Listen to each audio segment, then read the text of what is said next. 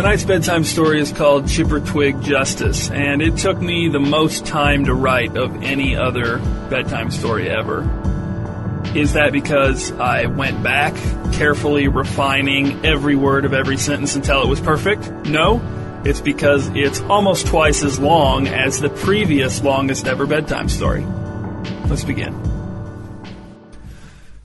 The northeast corner was usually the most sparsely occupied area of Chippertwig Campground, and that was especially so in the middle of the week this late in the summer.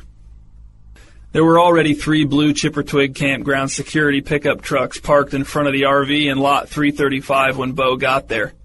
He parked his security truck on the opposite side of the gravel road, made his way through the assembled clumps of campers talking in low tones, and walked up to the gathering of his fellow security guards standing outside of the RV's open back door, looking in at the cramped living area. Hudson greeted Bo with a nod of his big, hairless head. "You want to see the body?" "Has everyone else looked at it?" asked Bo. "Yeah, some of us a couple times," said Hudson. "Nikolai's looked a couple times." "Yup," said Nikolai, the only Chippertwig security guard with a cowboy hat instead of a cap. "Why not? Wouldn't you?" "No," said Hudson. "I'm here, and I haven't looked more than once, so obviously I wouldn't." "My wife told me not to look more than once, and even then only briefly," said Ambrose. "She doesn't want unwanted memories of the dead body to interfere with family time." Ambrose's toddler daughter had scribbled on his face with purple marker while he was asleep over a week ago, and it still hadn't quite faded away. Like, she doesn't want one of the girls to be opening birthday presents, and then right when I should be happy and filled with love and hope, instead I'm staring off into nowhere and thinking about the dead body. "I probably won't look," said Bo. "Go look," said Nikolai. "You don't have to look at the face, but you should see the wound at least." "I've seen wounds," said Bo. "Fatal ones?" asked Nikolai. "You've seen fatal wounds before?" "Is this why you guys woke me up?" asked Bo. "To look at a dead body? I'm working tonight, guys. This is when I'm supposed to be asleep." "We thought you'd want to be involved," said Hudson. "It's pretty crazy, right? A murder's a big deal. We didn't think you'd want to miss it." "I'm going to go look again," said Nikolai. "See if I notice anything different this time." He stepped up into the RV and disappeared down the hall to the left, toward the bedroom. "Has anyone called the cops?" asked Bo. "No," said Ambrose. "Why?" Bo was struggling to come up with a way to explain something so obvious when he saw Hudson look past him toward the road. "Great," he said. "Gray truck." He stuck his head inside the RV and shouted, "Nikolai, get out quick! Gray truck's here! Come on!" Nikolai came clambering down out of the RV just as the gray truck skidded to a stop behind the other security trucks, and Jim and Francine jumped out. "What are you guys doing?" shouted Francine. "Why are you inside the RV? What have you guys touched?" "I just got here," said Bo as Francine stalked toward him with Jim close on her heels. "I don't even know what's going on." Jim and Francine were not wearing Chippertwig security polo shirts like everyone else. Instead, they wore T-shirts and jeans. Francine wore flip-flops. They were dressed like a couple willfully visiting a local arts festival, but without the intention of purchasing anything unless they ran across something by coincidence that held amusing personal significance for them, in which case they'd feel obligated to buy it unless it was just absurdly expensive. "We saw you coming out of the RV," said Jim. "What were you doing in there? Did you touch anything?" "I literally just got here," said Bo. "I was investigating," said Nikolai, "while the crime scene is still fresh." Francine, too exasperated to argue, pushed Nikolai aside and stepped up into the RV. "It's gruesome," Ambrose called after her. "Fair warning." "It's not your job to investigate," said Jim, pointing first at Nikolai and then gesturing to include the rest of the security guards. "Your job is to disperse these campers." He pointed at the 20 or so people standing and watching from the road. Many of them had exposed red shoulders. Hudson glared at Jim with undisguised resentment. Bo hoped he wouldn't say anything inflammatory. Hudson hadn't been a security guard for Chippertwig Campground for very long, but his hatred of Gray Truck was well known. "I'll ask the campers if they saw anything," said Nikolai, "to help with the investigation." "No," said Jim. "If any of them had seen anything, they'd be practically jumping up and down and screaming at us. These people have nothing to offer. Get rid of them." He turned and stepped up into the RV. As soon as Jim was out of sight, Hudson went straight for his truck and drove off, while Nikolai and Ambrose headed for the gawking campers.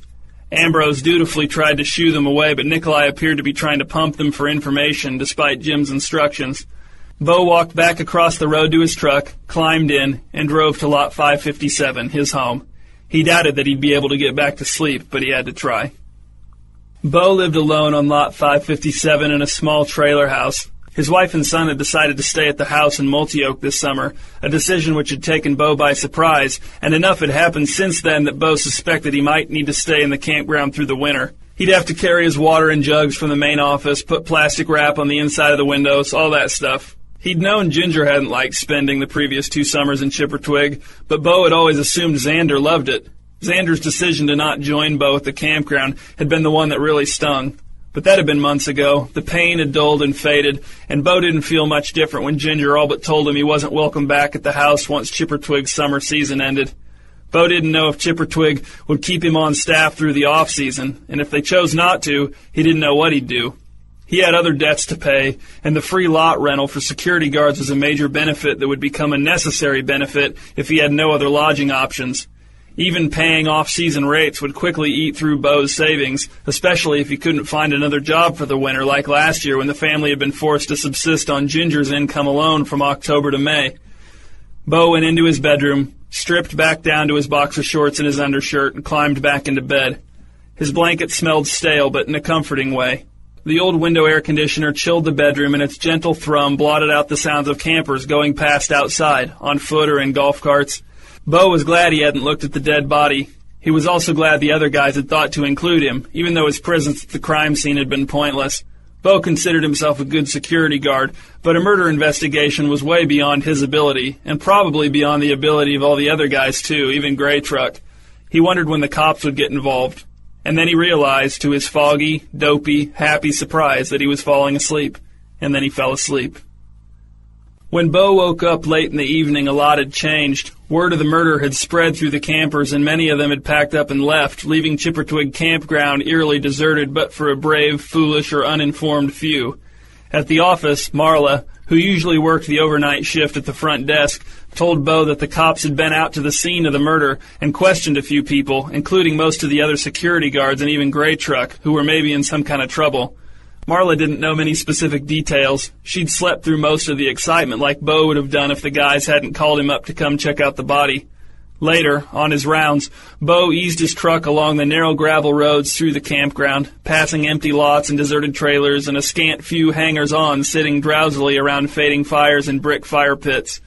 As Bo went past Nikolai's trailer, in which one faint light shone in the bedroom window, Nikolai stepped out of the shadows and flagged Bo down, scurrying into the headlights and around to Bo's side of the truck, leaning in through the open window, the brim of his cowboy hat uncomfortably close to Bo's face. "What are you doing up at this hour?" asked Bo. "Waiting for you to come by," said Nikolai. "Have you talked to the cops yet?" "No," said Bo. "I didn't even know they'd been here until Marla told me." "Yeah, they were here," said Nikolai. "I told them you probably wouldn't have anything to add, but I think they'll get in touch with you anyway. They're all fired up."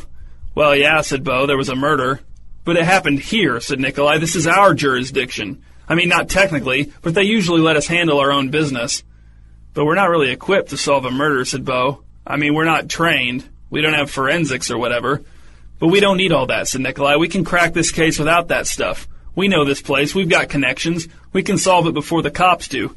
Think about how good that would look. Think about this, Bo. If you and I solve the murder before the cops or anyone else, who do you think they're going to give the off-season security slots to? You and I are definitely going to be on the short list, right?" "So you're saying we team up on this?" asked Bo. "Like partners, sort of?" "Sure," said Nikolai. "I mean, not openly, but we'll share information with each other, talk through our theories, stuff like that, put our heads together, all in secret." "What about the other guys?" asked Bo. "Are they working on this too?" "Well, Gray Truck is," said Nikolai, "and they said any information we come across was supposed to bring us straight to them. But I'm saying, why should everything run through them? So they can take all the credit? They don't have to worry about finding work in the off-season. You and me do." "Is this illegal?" asked Bo. No, said Nikolai. "It's just like we're private investigators, which is totally legal, and we're security guards, and solving this murder will improve security around here." "I don't know what to do, though," said Bo. "Where do we begin?" Nikolai shrugged and stood up straight, clapping Bo on the shoulder. "Keep your eyes open. Talk to people. Who do you know who knows stuff?" "All right," said Bo. "Good night, Nikolai." Nikolai walked back through Bo's headlights, across the small lawn, up the creaking wrought iron steps, and disappeared into his trailer. April and Ferdinand had not left Lot 989 in Chippertwig Campground when they heard about the murder. "Why would we?" asked April. "No one wants to murder us." It was almost 2:30 in the morning, and Bo sat in the tiny trailer home kitchen drinking coffee with April while Ferdinand watched TV on the couch in the living room. Ferdinand, a gaunt man in his late 30s, enjoyed the aroma of coffee, but not the taste, sight, or feeling of it, nor any sounds one could reasonably attribute to coffee. "I think it just makes people uncomfortable," said Bo. "Knowing someone got killed in the campground kind of ruins the vacation mood, even when it's just an accident. And it's even worse when it's murder, especially when the killer hasn't been caught. It's unnerving, I guess." "Not for us," said April. "Things happen all around you all the time. You can see them happen without letting them touch you." She was in her mid-60s with hair dyed black and a green knee-length dress. "So does that mean you saw something?" asked Bo. "I knew there was a reason you dropped by tonight," said April, smiling. "I would have stopped anyway," said Bo. "I always stop when your lights are on." "Yes," said April. "Ferdinand won't sleep tonight. I tried all the soothing songs and none of them worked. But, yeah, I'll be honest," said Bo. "I was wondering if maybe either of you saw or heard or knew something. Don't let this get out, but me and Nikolai are trying to solve the murder before the cops or anyone else." Bo wasn't sure how much April knew about Gray Truck. Probably a lot, but it was still smarter not to talk about them too much. "Well, I don't have any information for you," said April, "but I wouldn't be surprised if Ferdinand does if you want to try. You'll have to help me sing, though." "I don't know any of the songs," said Bo. "They're always simple," said April. "I'll make it very simple. Just join in once you've got it figured out. More voices are more persuasive for him." Bo leaned back in his chair to look at Ferdinand seated on the couch in the living room, wearing a cap and jacket and shoes tied tightly as if he might get up to leave at any second. Ferdinand didn't take his eyes from the TV screen, which Bo couldn't see from his angle. "Don't look at him," said April. "Just keep your attention in here and sing along with me once you figure out how the song goes." Bo nodded, rotating his empty coffee mug between his hands on the scratched wooden tabletop. Then April began to sing in a thin, mournful voice. "Oh, Ferdinand, did you see who might the killer be? Oh, Ferdinand, did you see who might the killer be?" The song was easier than Bo had anticipated, and he joined in on the third time through. "Oh, Ferdinand, did you see who might the killer be? Oh, Ferdinand, did you see who might the killer be?" Bo and April sang the same two lines again and again. Bo glanced at Ferdinand. The song didn't seem to be having any effect. Bo would have given up, but April didn't seem discouraged. She just kept singing, so Bo kept singing too. Then, suddenly, Ferdinand got to his feet and came into the kitchen. April and Bo finished singing the second line of the couplet and then stopped. "Hey, Bo," said Ferdinand, "how's it going?" "Pretty good," said Bo, all things considered. "Yeah, I heard about your troubles at home," said Ferdinand.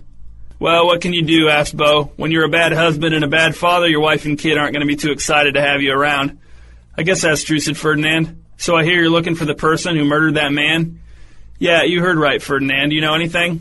"I don't know what I know," said Ferdinand, "but I noticed some interesting things." "What were they?" asked Bo. "Were they connected to the murder?" "You could notice them too," said Ferdinand, "and then decide for yourself how connected to the murder they are. It wouldn't surprise me if they're connected, but I think they're interesting, if nothing else." "Where are they?" asked Bo.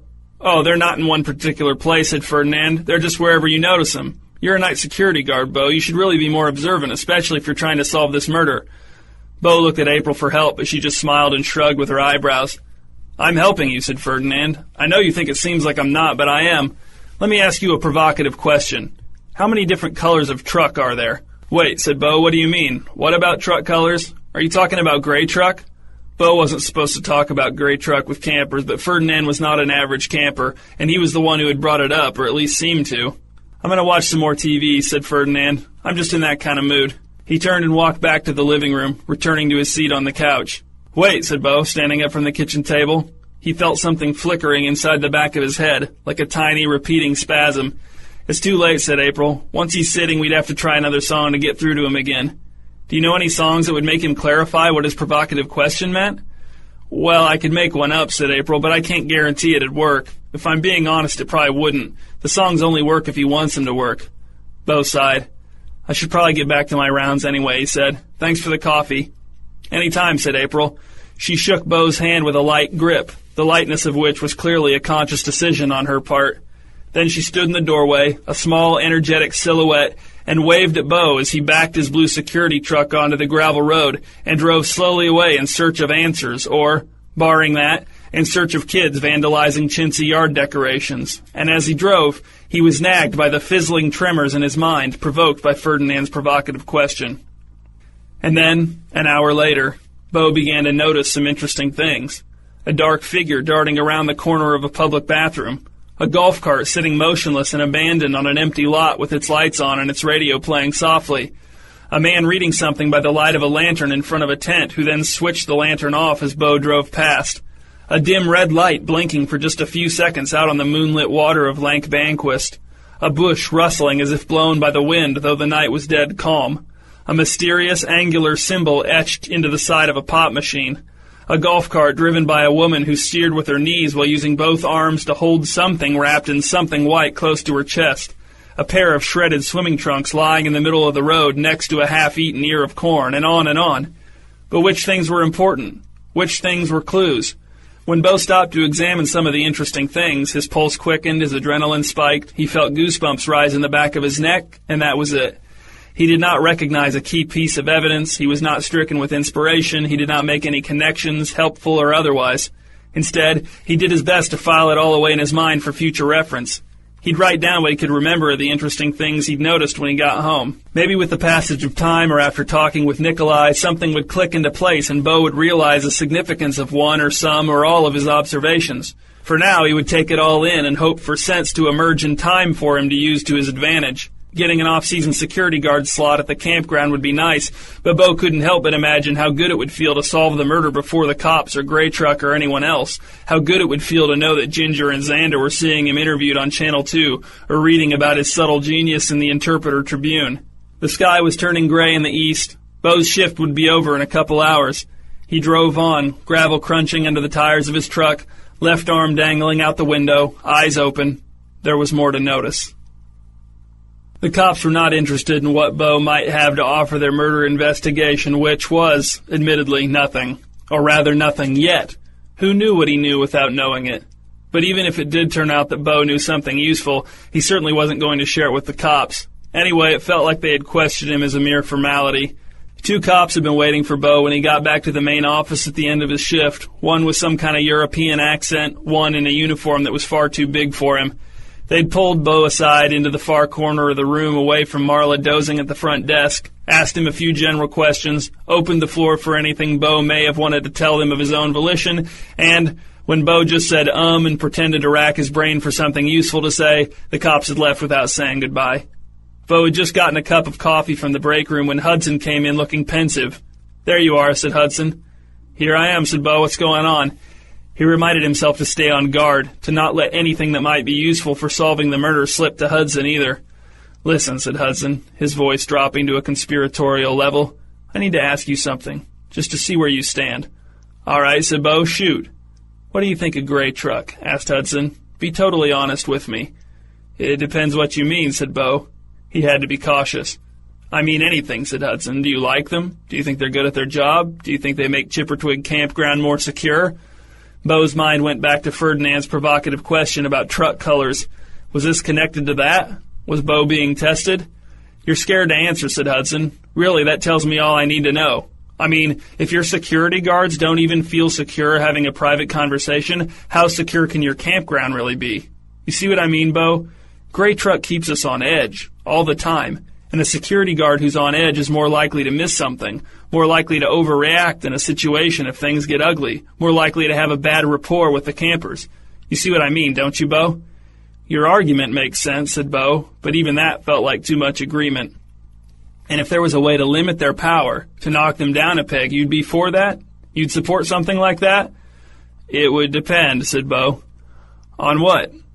"On a lot of things," said Bo. "A variety of, factors." "I gotcha," said Hudson, squeezing Bo's shoulder, playing it safe. "You don't want to go off half-cocked, I get it, but you agree in principle. So if something concrete develops, we'll talk again." "Okay," said Bo. It wasn't until he'd gotten back to his trailer on lot 557 that he remembered he'd left his full cup of coffee sitting on top of the microwave in the office break room.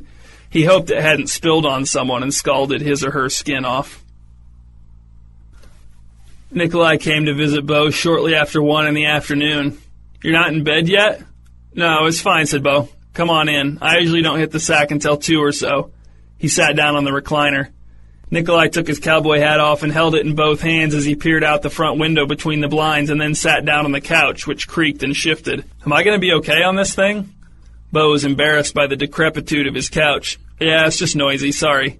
So, said Nikolai, about our investigation. You have anything? Hear anything? See anything? Yes, said Bo. Well, maybe. Maybe not. Not really, no.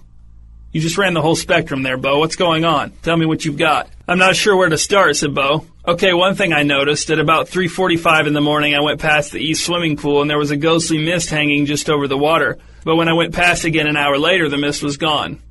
Is that it? Asked Nikolai. What does that have to do with the murder? I'm not sure yet, said Bo. Maybe nothing. Definitely nothing, said Nikolai. But how do you know that? Asked Bo. Because, said Nikolai, his voice rising, it's mist on water. Who cares? Why would anyone think that has anything to do with the murder? I don't know, said Bo, struggling to keep his temper in check. You're the one who told me to keep my eyes open. That's what I did. But you can't just put everything on the same level, Bo. You have to, think about it and narrow it down and figure out what's important. I mean, come on. But how do we know what's important? Asked Bo. We don't know anything. What if we eliminate the key to solving the whole thing? Then we'll be out of jobs all winter, and I'll probably be living out of my car and calling Ginger every day promising to be a better husband, which we both know I'm not capable of. So even if she lets me come back, how long before I'm back out again? 2 days? All right, Bo, calm down. Nikolai reached out as if to pat Bo on the knee, but they were too far apart for him to reach, so he patted the air between them as if it were Bo's knee. What else did you see? Try to think of relevant stuff. I mean, stuff with a possible connection to the murder. Bo sat back in his recliner and closed his eyes, thinking really hard. I noticed a raccoon go into a garbage can. I stopped the truck and looked into the garbage can, and there was only one light bag of trash inside. No raccoon. So I lifted up the bag of trash and noticed the garbage can had no bottom, and there was a tunnel just wide enough for a raccoon dug into the ground, although I have no idea where it leads, of course. Nikolai stood up. So this is all on me, then? I mean, if you're not going to be any help, Bo, I don't see why I should mention you at all if I solve the murder. Are you ending the partnership? Asked Bo. Is that what I'm hearing? I just don't think we're pointed in the same direction, said Nikolai. No hard feelings, but I find your unconventional methods stupid. After Nikolai left, Bo stripped down to his boxer shorts and got into bed. He went through the notes he'd taken cataloging the previous night's observations and looked for even one that he could declare irrelevant and discard, but there were none. Each observation seemed as pertinent to the case as every other observation, which was to say, not pertinent at all, but also not clearly not pertinent at all either. Bo dropped his notebook on the floor beside his bed, rolled onto his side, and beneath the soothing blast of the window air conditioner, he went to sleep, wishing to awaken with a robust sense of discernment, but he knew he wouldn't, and sure enough, he didn't. It was only a little after 11, but the trailer home on Lot 989 was dark and still, although April and Ferdinand's car was still parked beside it. Bo had known it would be a long shot that they'd stay up all night 2 nights in a row, so he'd driven straight to their lot when he started his shift, but he still hadn't been early enough, apparently. Why hadn't he just gotten up a little earlier and visited them before clocking in for work? Because he was stupid, that's why, and he lacked discernment. He was about to move along when he noticed a tiny orange glow in the shadows of the trailer's porch. He shifted the truck back into park and watched for the glow to reappear. Was this observation relevant to the murder? He really tried to determine if it was or if it wasn't. The glow returned. Maybe if Bo looked closer, he would have a better idea if this was an observation to which it was worth devoting valuable thinking time. He left his truck idling in the road and walked toward the dark porch. There was the glow again, and this time it seemed almost certainly connected to the murder. But then as Bo made his way across the lawn of Lot 989, he saw a shape begin to emerge from the shadows on the porch, and then he saw that the shape was Ferdinand, and then the glow came and went again, and Bo saw that it had only ever been the lit tip of Ferdinand's cigarette. "Ferdinand," said Bo, standing at the foot of the porch steps with his hand on the railing, "I thought you were a clue." Ferdinand did not look down at Bo and said nothing. "I was actually hoping to stop by and see you in April again tonight, so I'm glad I caught you here." Ferdinand did not acknowledge Bo in any way. "Is April around?" asked Bo. He waited. "She's probably asleep, huh?" Still nothing. "See, this is part of my problem, the fact that I thought your cigarette might be a murder clue. Ever since you asked me that provocative question, I've been noticing all kinds of interesting things, but I can't use any of it because I don't know if it's a clue or not, and I don't know how to find out. Do you ever have that problem?" Silence. And now it occurred to Bo that he was going to have to sing. Did the lyrics have to rhyme? He wasn't sure. He should probably make sure they did, just to be on the safe side. He took a few minutes to mentally compose his song, and then began to sing in a low, self-conscious voice. Hey there, Ferdinand, I just have to... Look, said Ferdinand, flicking his cigarette butt over Beau's head. A provocative question, even one as provocative as the one I asked you last night, is only going to get you so far. Provocative questions have a very low ceiling in terms of actual helpfulness. I'm starting to understand that, said Beau. All that said, Ferdinand continued, you really should be doing better. It did something, said Beau. I know it did. I noticed all kinds of weird stuff that I've never noticed before. Interesting things, all of them. That's fine, said Ferdinand. He turned and looked down at Beau for the first time, his eyes still seeming to reflect the glow of the since-flicked cigarette. But how many different colors of truck are there? And then, as Beau felt the provocative question again pass through him and stir the fluttering in his head back to life, Ferdinand lit another cigarette, and Beau knew that his audience with Ferdinand was over. Back in his truck, making his rounds, it didn't take Beau long to again begin noticing interesting things. Almost everywhere he looked, he saw something interesting. A somewhat large branch lying in the grass, for example, or that RV with the out-of-state license plate, or that car with the out-of-state license plate parked next to the RV with the out-of-state license plate. It was then, to Beau's horror, that he realized that many of the things he was noticing were not interesting in themselves, but that he was actually finding uninteresting things interesting. Not only could he no longer distinguish interesting things that might be related to the murder from interesting things that probably weren't related to the murder, he couldn't even distinguish between interesting things and uninteresting things, not to mention how much any of it might relate to the murder. For instance, that somewhat large branch could have just fallen there in the grass, blown out of a nearby tree by the wind, but it could also have been knocked out of the tree when the murderer scaled it in order to get a bird's-eye view of the campground to make sure the coast was clear so he could do his murder. Ferdinand's provocative question, asked for the second time, had opened Beau's power of perception so wide that now anything could get in, and he had no way of expelling it. Beau was sinking into despair when he saw, driving toward him with its headlights off, a black truck. As it came closer, Beau saw the driver through the windshield and was startled to realize that it was Ambrose's wife, Bernadette. She saw Beau staring at her, and a look of shock appeared on her face and stayed there as the two trucks, headed in opposite directions, slowly passed each other, both drivers turning their heads to their respective lefts to maintain their confused eye contact, both windows open but neither driver saying a word. When Bernadette had passed him by in her black truck, Beau looked in his rearview mirror and saw her brake lights flare, heard the skid of tires on loose gravel, and stopped his truck too, parking and waiting. After a few moments, Bernadette got out of her truck. Beau watched as she paused, looking at the back of his truck, struggling to compose herself. Then she came striding up to his open window and said, "Beau, you noticed me driving?" "Just now?" asked Beau. "Yes, just now. You noticed me driving?" "Well, I noticed the truck," said Beau, "and then I noticed it was you. Why are you out so late? Is something wrong?" "You noticed the truck? Even right now?" Beau stuck his head out the window and looked back at Bernadette's truck. "Yeah, I notice it now, the black one right back over there." "What's going on?" asked Bernadette. "Are you just borrowing this blue truck? Are you actually Seafoam Green truck? I thought there was only one Seafoam Green truck." "Borrowing?" asked Beau. "No, this is my truck. Well, it's the campground's truck, but I use it for work, yeah, just like your husband." He paused and then said, "Your husband Ambrose," before he could stop himself.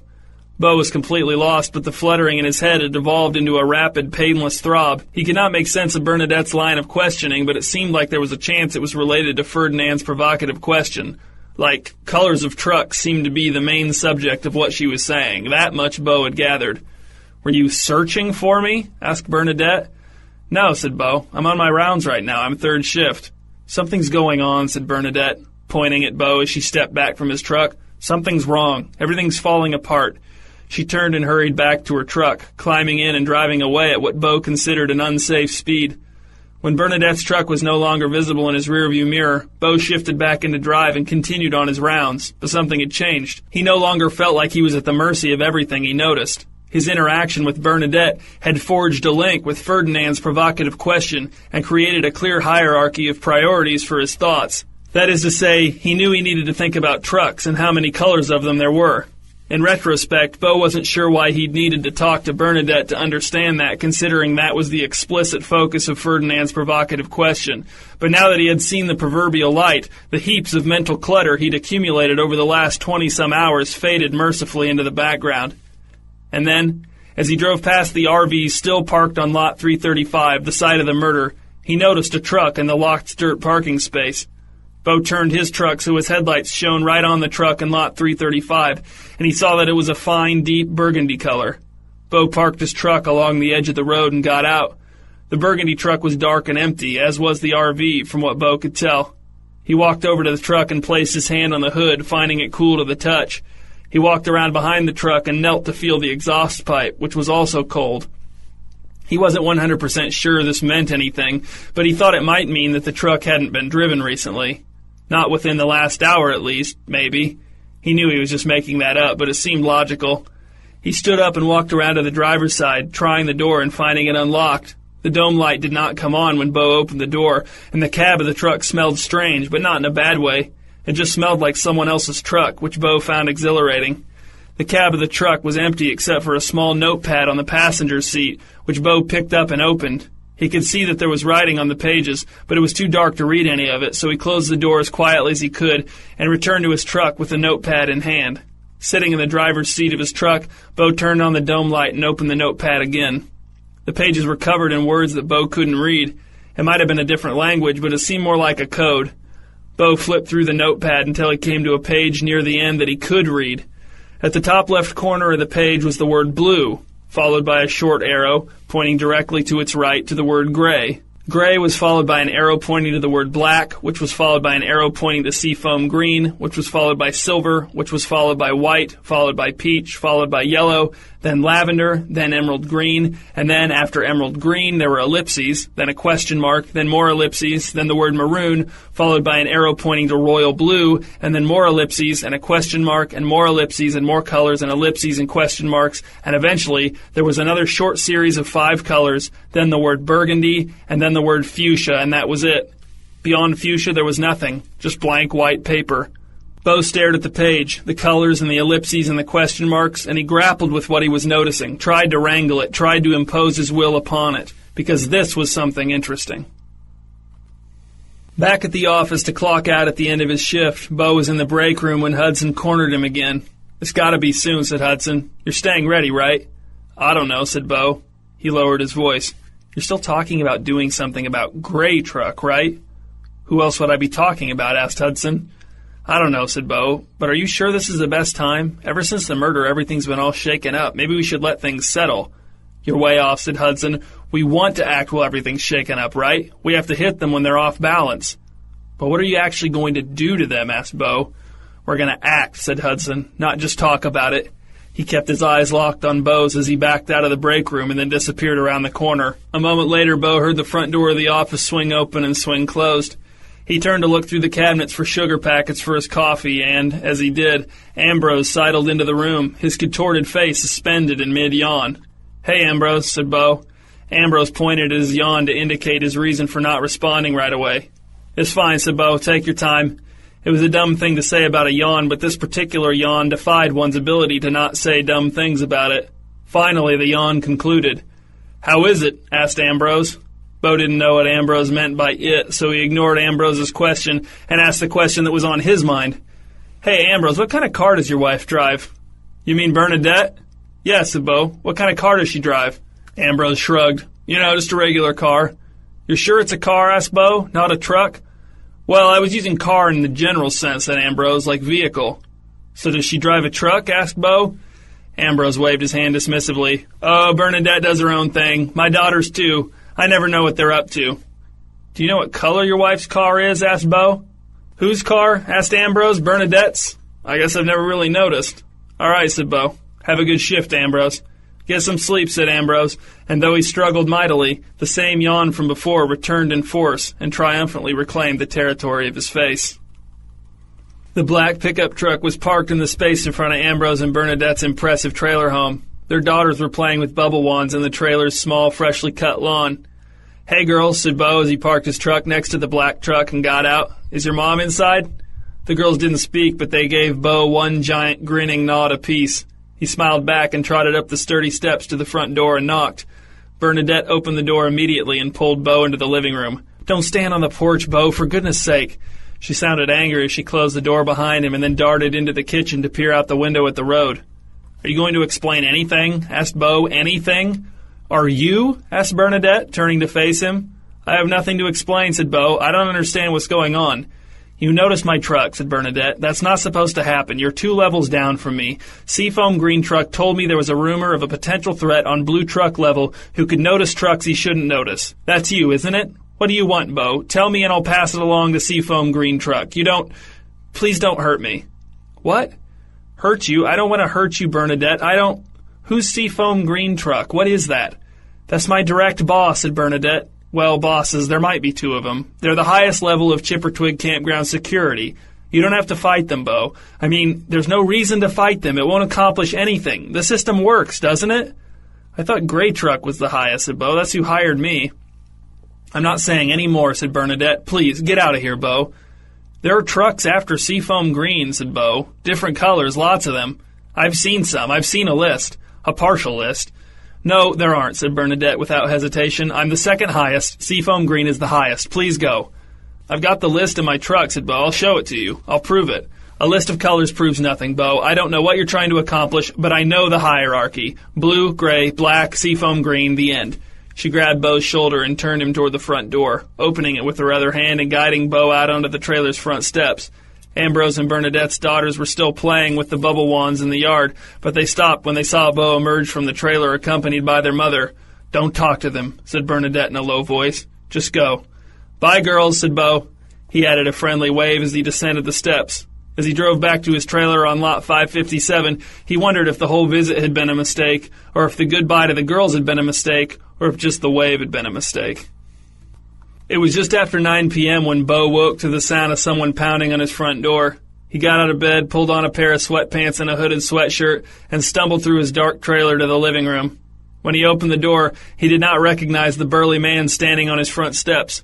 Beau looked past the man where he saw, parked just off the road in his yard, an orange pickup truck. Yeah, said the man, you see it, don't you? I thought so, let me in. He wore a cap with a shoe company logo on it and a simple ash-colored T-shirt tucked into a pair of many-pocketed pants. He looked like a man who was still getting used to life without a beard. Why should I let you in? Asked Beau. Why are you here? You know why I'm here, said the man. This can go several ways, but all the good ways it can go start with you letting me in. Beau wasn't impressed with the man's contrived manner of speech, but he stepped aside and let him enter the trailer. The man looked around Beau's dark living room and kitchen area in silence for a few moments, then closed the front door and stood with his back to it, facing Beau. You're here alone? Yeah, said Beau. My family lives in town. I don't mean your family, said the man. I meant accomplices, like the one you sent after me, the one I killed. Beau was starting to wonder if there were, in fact, some better ways this could have gone without letting the man inside. There's no one else here, said Beau, and I didn't send anyone to kill you. I know it was you, said the man. This is the Götterdämmerung we were warned about. This is the beginning. The what? Götterdämmerung, shouted the man. Twilight of the gods. A catastrophic collapse of a regime marked by violence and disorder. You're the one who's calling it that. I had to look it up. I've never heard that word before, said Beau. Listen, said the man, you noticed my truck. I saw you notice it. The anonymous warning said that someone in the lowest ranks was going to attempt to subvert the hierarchy of colored trucks, and that despite his low station, he would be capable of noticing all of the colored trucks, all the way up to Blood Red Truck. Where's Blood Red Truck in the hierarchy, asked Beau. Wait, let me guess, right above you? You condemn yourself with your own words. How could you know that unless you're the one who can notice all the trucks? Because, said Beau, I'm figuring some stuff out. Everyone in the hierarchy thinks they're in the second highest position. Exactly, said the man. They only notice the trucks below them and the one right above them. All other trucks beyond the one directly above them are also beyond their ability to notice. Of course, in my case, I really am the second highest. Blood Red Truck is the highest authority. Well, you're somewhere in the middle of the list I got out of the burgundy-colored truck parked outside the RV where you killed that guy, said Beau. The man laughed. Then the list is false, and there is no truck parked outside of my RV, trust me. I secretly moved back in as soon as the police took the body. I've been keeping my truck stashed in a secret garage so you wouldn't see it back at the RV and attempt to send another assassin after me. But I know for certain that my lot's parking area is empty. Well, as not, said Beau. You just don't see it because Burgundy Truck is higher than you, and, I'm guessing, you unwittingly killed Burgundy Truck's driver when he came to pay you a visit, probably motivated by the same warning you heard. There is no Burgundy Truck, said the man with an ugly, barely tolerant smile. The man who came to my RV came on foot, and he never once claimed to belong to the hierarchy of colored trucks. I knew he was an assassin almost immediately and dealt with him accordingly, as you saw." "I actually didn't see," said Bo. "I didn't want to see a dead body." "Of course," said the man. "That's why you hired another man to do your dirty work." "You didn't kill a hired assassin," said Bo. "You killed your boss's boss's boss's boss's boss." "Well, actually, he was higher than that, but you get the idea. I'd have to check the list again. He didn't tell you that because he was trying to maintain the status quo, which means you believing you're the second in command when you're actually, well, who knows? Because Burgundy Truck thought he was second in command too, according to his list, but why should it stop there?" "It has to stop somewhere," said the man. "There has to be a highest authority, and the highest authority in the hierarchy of colored trucks is Blood Red Truck." "You're so convinced," said Bo. "Even though you know whoever's directly below you believes you to be the highest authority, you can't fathom that you'd be deceived in the same way." The man smirked and nodded to himself. "I see what you're doing. This is all part of your Gotterdammerung. You're sowing dissension and doubt, trying to make us turn on each other, weakening the foundation so that the whole hierarchy collapses under its own weight. I see right through you." "You're wrong," said Bo. "But you notice the trucks," said the man. "You notice all of them." Bo nodded and shrugged. "I can't explain it. My friend asked me a provocative question on 2 separate occasions, and now here we are." "That's all I need to know," said the man. "That's the proof, right there." "So now what?" asked Bo. "Now we go outside and you get in your truck and I get in mine," said the man, "and you follow me." "What if I refuse?" "Blood Red Truck told me to deal with this however I could, to do whatever it took. I know where your family lives." Bo knew that a better father and husband, upon hearing such a threat, would have felt an immediate surge of fear or anger or something. Bo didn't, but his guilt about not having an appropriate emotional reaction persuaded him to say, "All right, well, let me put some real clothes on and get my keys." "Get the keys," said the man, "but no more clothes. It's time to go." His voice had gone hollow again, as if he were delivering lines from a script he himself had written the previous night under the influence of dubious inspiration brought about through dim lighting and mood music. Bo stepped sockless into the shoes he'd left by the couch when he'd gone to bed, and he didn't bother to lock the door of his trailer behind him as he followed the man outside and down the steps. The night was chilly, and the moon was of the kind where you can tell it's a full circle, even though only half of it is reflecting the light of the sun. "Come to my truck first," said the man. "Then you're going to get into your truck and follow me from a distance of around 20 yards, okay? Oh, also give me your phone." Bo handed the man his phone and then followed him across the patchy wet grass to the orange pickup truck. The man opened the passenger's side door and put on a pair of latex gloves that had been sitting on the seat. Then he rooted around under the seat and pulled out a ball-peen hammer. "Here," he said, holding it out to Bo. "Hold this for a second." Bo took the hammer, holding it by the grip in his bare hand. "What is this on the head? Is this blood?"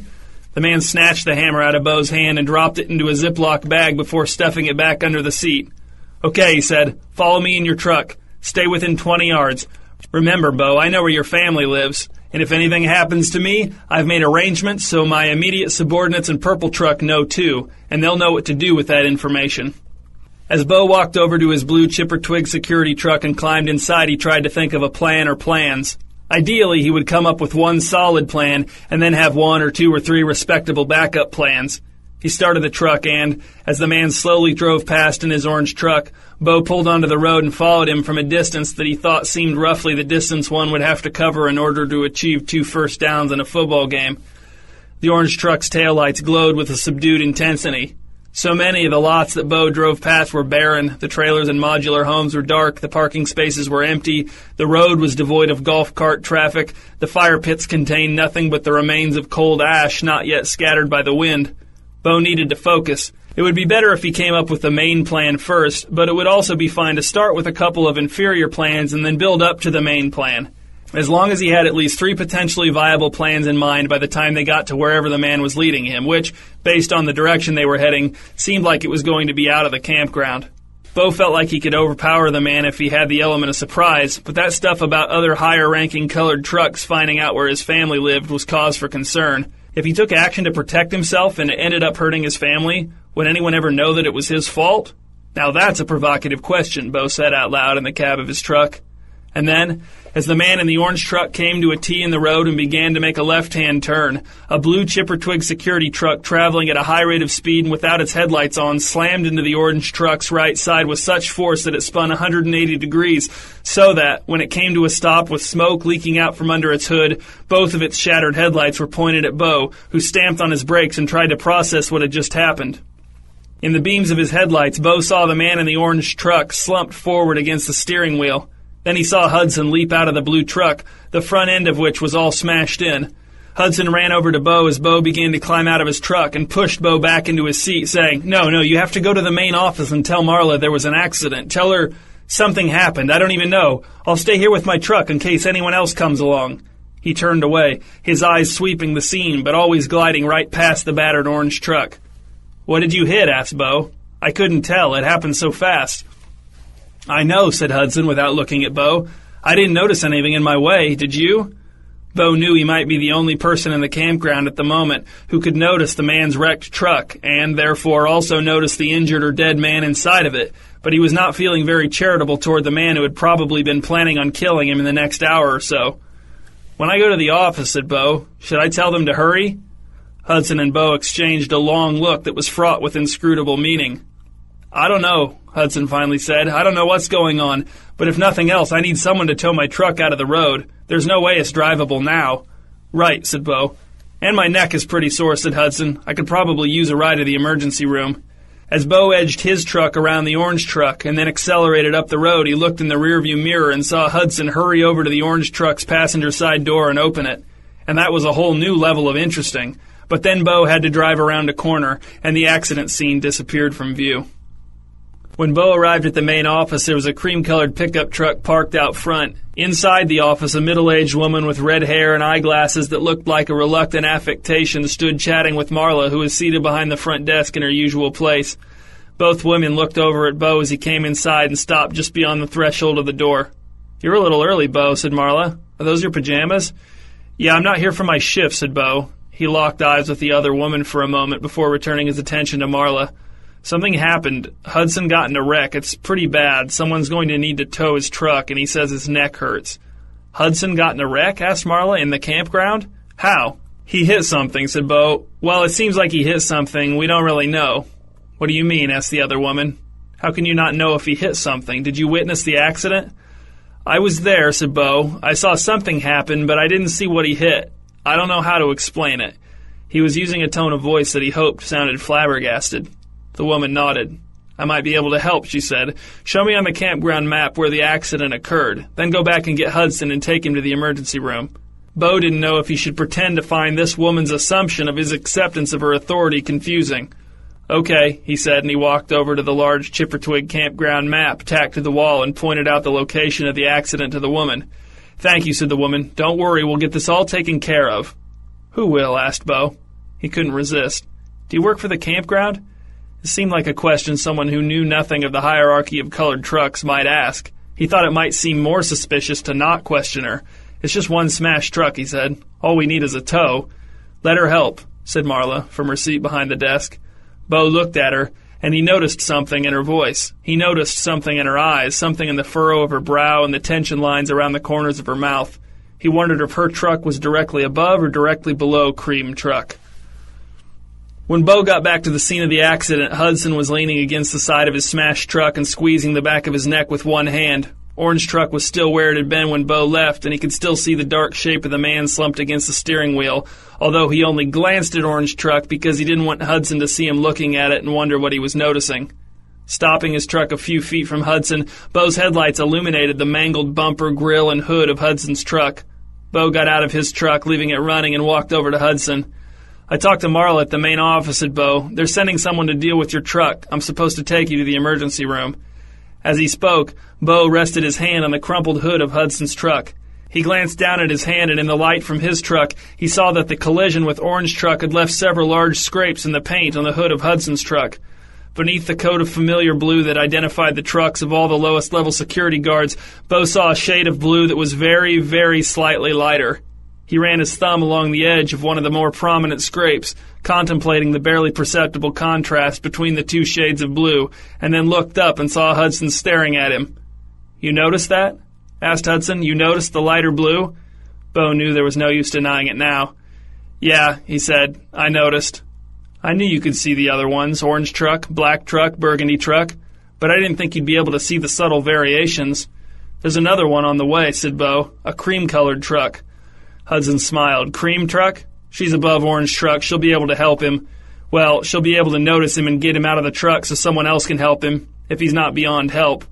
I saw you opening the door to his truck as I was driving away, said Bo. You'll be glad I did, said Hudson, but my neck really does hurt. Let's go to the emergency room. It wasn't until they were out of Chippertwig Campground and a few miles down the road toward Multioak that Hudson began to explain himself. I'm from way up the hierarchy of colored trucks, way up. How far, asked Bo. How many colors are below you? I don't even know, said Hudson. At a certain point, even though the higher colors are capable of noticing the lower colors, we don't bother and there's no master list. No one has a complete picture of the entire hierarchy. But I'm from so high up in the hierarchy that we use shades of colors that have already been used, but the shades are so subtly different that they're nearly impossible to notice. That's why we're called the subtle variations. How many subtle variations are there, asked Bo. I don't know, said Hudson, a lot. Like I said, at our level, we don't keep track of the full list of who's below us. That's why there were question marks in Burgundy Truck's list, said Bo.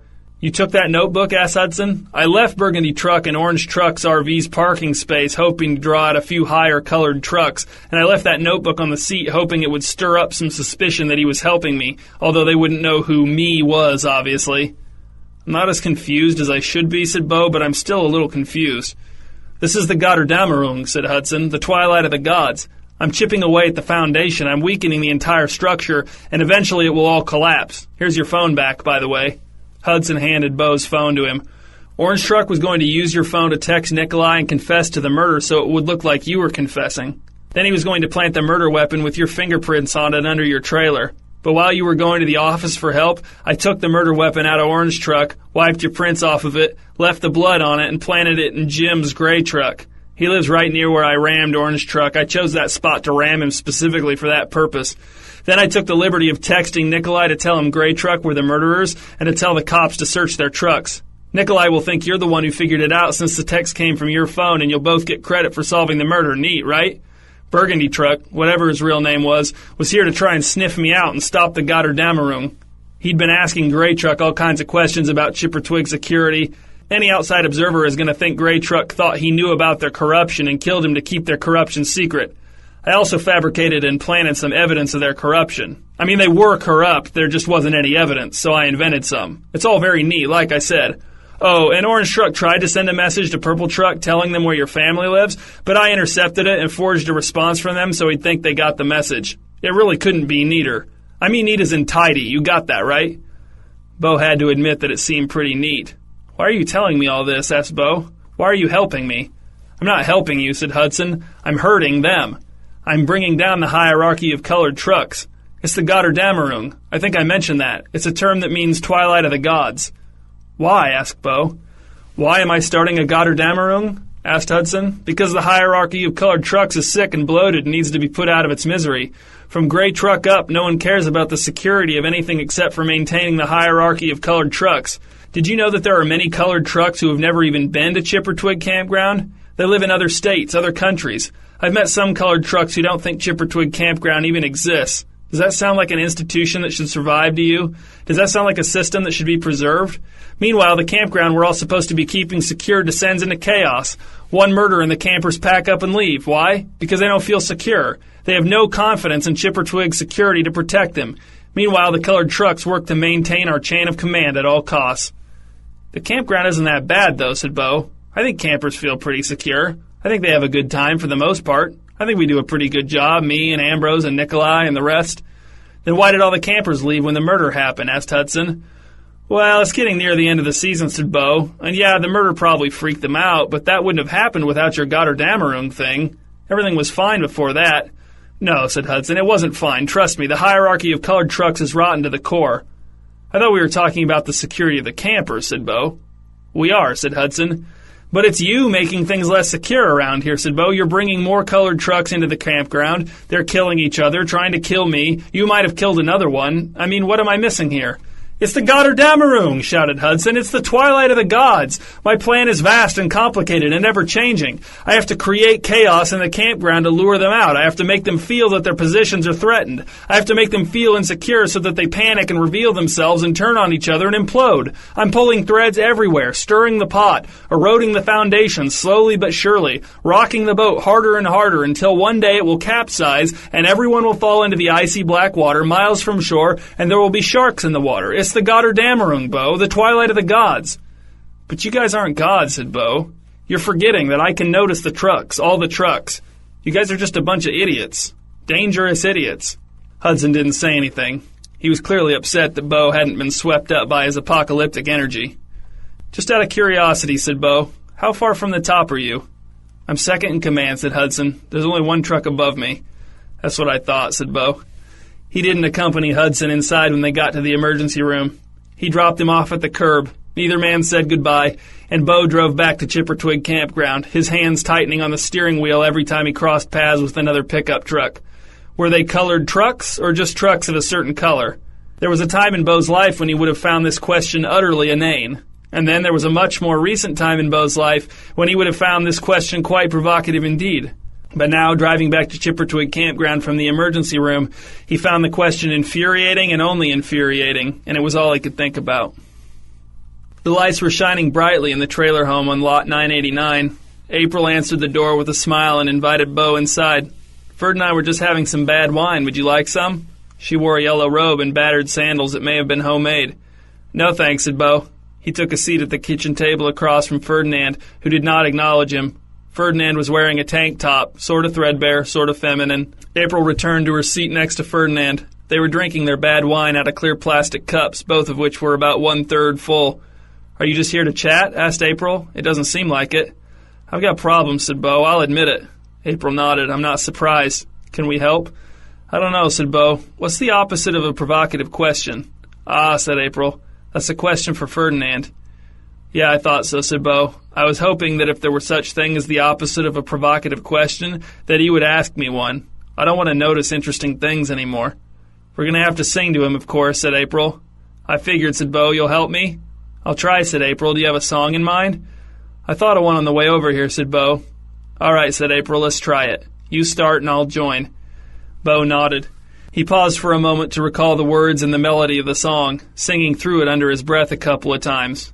Then, closing his eyes, he began to sing. "Oh, Ferdinand, I think I learned my lesson. Ask me the opposite of a provocative question. Oh, Ferdinand, I think I learned my lesson. Ask me the opposite of a provocative question." April joined her voice to Bo's, fragile but tender, their song slowly filling the kitchen, enveloping the few appliances, slipping inside of the crooked cabinet doors. Ferdinand took occasional sips of his bad wine, but otherwise did nothing but sit and look into space. Eventually his wine was gone. On and on, Bo and April sang. "Oh, Ferdinand, I think I learned my lesson. Ask me the opposite of a provocative question. Oh, Ferdinand, I think I learned my lesson. Ask me the opposite of a provocative question." They'd been singing for over an hour when April stopped. "I'm going to bed," she said. "It took me 20 minutes of singing to get him to drink the bad wine with me. I'm tapped out for the night." "All right," said Bo. "Do you mind if I keep trying?" "Go for it," said April. "It won't keep me up." She stood up, patted Ferdinand on the shoulder, and disappeared down the hall into the bedroom. Bo sat in silence with Ferdinand for a few minutes. He heard a vehicle pull up and stop outside, the engine idling, and then it moved on. Ferdinand coughed, and Bo leaned forward in anticipation, but Ferdinand did not speak. Bo sighed, cleared his throat, and began to sing again. "Oh, Ferdinand, I think I learned my lesson. Ask me the opposite of a provocative question." This went on for another hour. Bo began to lose his voice. Another hour passed, and Bo's voice was all but gone. He kept pausing to get drinks of water from the sink, but it wasn't enough to sustain his faltering vocal cords. The song had lost all meaning. Bo heard each syllable in his hoarse, raspy voice as nothing but a nonsense sound. Ferdinand did not respond. Another hour passed, and now Bo was basically just whispering the words of the song. Almost all traces of discernible melody had disappeared. Only the rhythm of the delivery remained the same. And now Beau's eyelids were growing heavy. His back hurt from sitting in the same position in the stiff wooden chair. He wondered if he should change the song or if starting over would undo whatever he'd accomplished in the last few hours. Maybe there was no such thing as the opposite of a provocative question. Maybe that's what Ferdinand was trying to tell him. Maybe Beau was doomed to notice interesting things forever. His voice, a shell of its already modest usual self, cracked, and Beau struggled to continue the song as his eyes filled with tears of frustration. "Oh, Ferdinand, I think I..." "Oh, hey, Beau," said Ferdinand. Beau jumped in surprise, banging his elbow on the edge of the table. "Ferdinand! Whoa, you scared me." He launched into a prolonged coughing fit. His throat was very sore. "Sorry," said Ferdinand. "What's going on?" "I need you to undo the effect of your provocative question," said Beau. "I need you to ask me the opposite of a provocative question." "Wow," said Ferdinand, "your voice sounds painful." Beau didn't know if Ferdinand was mocking him or not. "Can you help me?" "There is such thing as the opposite of a provocative question, but it won't do anything for you," said Ferdinand. "You'll just recognize it as an asinine question, and that's it." Beau slumped in his chair, wrung out, spent. "I can't go on like this." "I warned you about the limited helpfulness of provocative questions," said Ferdinand. "I even took it easy on you." "What are you talking about?" asked Beau. "Well, for example," said Ferdinand, "I could have also asked you how many different colors of upholstery for the interiors of trucks there are. Or do you know the radio antennas on trucks? I could have asked you how many different lengths of radio antenna for trucks there are.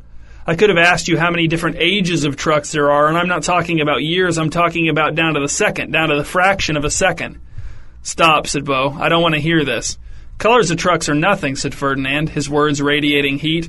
"The hierarchy doesn't stop there, it barely even begins there. How many different coffee spill patterns on the floor mats of trucks are there? Have you ever thought about that? Forget trucks. How many different modes of transportation are there? How many colors of each of those are there?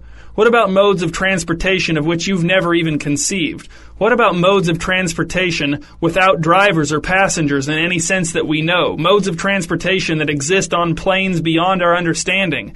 How many different colors of those are there, and how many of those colors are beyond our ability to perceive?" Beau had never thought of himself as someone who would hyperventilate in a moment of crisis, but he could tell he was on the verge.